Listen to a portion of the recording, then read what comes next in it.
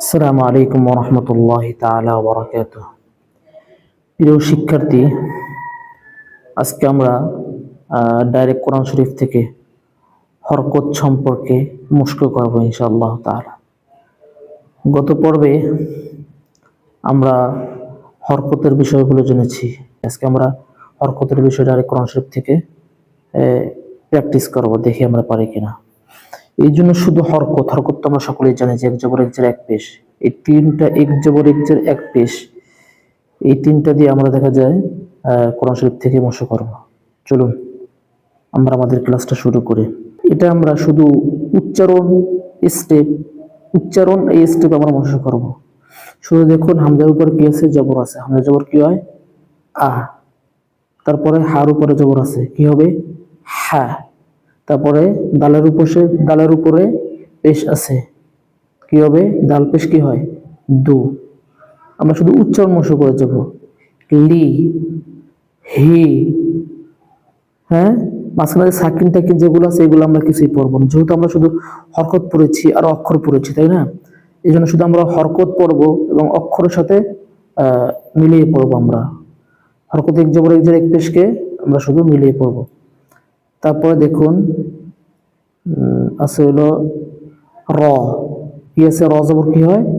র। তারপরে বি, বাজের কি হয়? বি। তারপরে লা, দেখছেন? লা। তারপরে মি, মিমজের কি হয়? মি। তারপরে না, নুন জবর না। বুঝতে পেরেছেন? এইভাবে আমরা পড়ে যাব। র, মি, র, হি, মি, লি, কি, ইয়া, মি, দি, মি। এভাবে আমরা পড়ে যাব। ই, দি, শুধু আমরা হরকত পড়বো, এক জবর এক জের এক পেশ, আর কিছুই পড়বো না। তাসদীদ সাকিন এগুলো আমরা কিছুই পড়বো না। দি, না, নুন জবর না।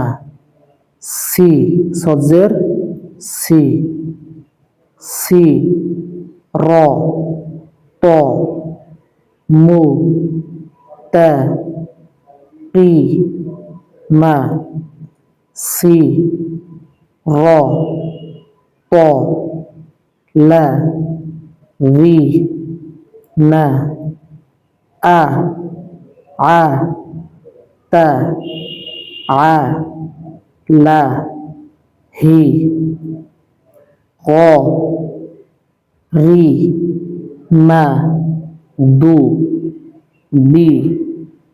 হ্যাঁ, এভাবে আমরা পড়ে যাবো সামনে। আ, লা, হি, ওয়া, লা, ব, লি, না, লি, কা, লি, কা, কি, বু, লা, র, বা, ফি, হি, ফি, হি, হু, লি, মু, তা, কি, না,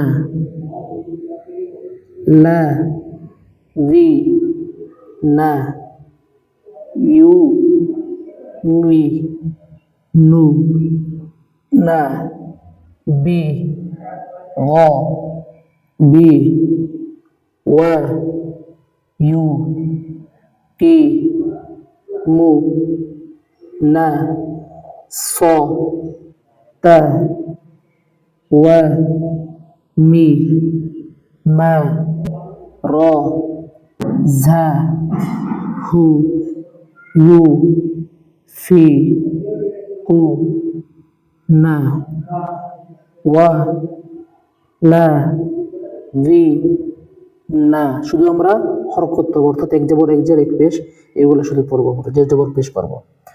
ইউ, মি, নো, না, ইউ, মি, নু, না, বি, মা, উ, জি, লা, ই, লা, কা, ওয়া, মা, মা, উ, ঝি, লা, মি, ক, লি, কা, ওয়া, বি, খি, র, তি, হু, ইউ, কি, লু, না।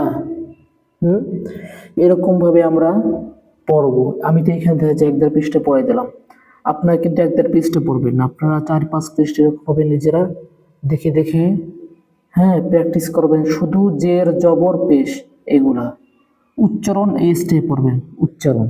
কথা বুঝতে পেরেছেন? এইভাবে আপনারা শেষ করবেন ইনশাআল্লাহ তাআলা। ঠিক আছে, আজকের ক্লাস এই পর্যন্ত। আমরা পরবর্তীতে তানবিনের ক্লাসগুলো আমরা করবো ইনশাআল্লাহ তাআলা। তানবিনের অধ্যায় আমাদের ক্লাস হবে। অতএব আজকের ক্লাসটা আপনাদের কাছে কেমন লেগেছে অবশ্যই জানাবেন।